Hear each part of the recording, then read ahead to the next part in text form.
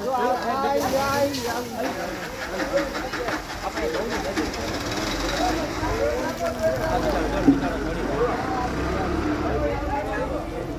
તો ઠાયરું હમણાં પાણી નાખી હજી આયા છે આગળ જગ્યા છે જો દેખવા ના ના હદાવી ગયા બે ગાડી હોય કેટલા હીરે સારી ભાઈ સામે કઈ ગયો ને કઈ નહીં હોંડી યસ પતરાણી હા અરે ચોકમાં છે ઓલો આપણો ગેટ આવડો રહ્યો યા ગેટ કયો હે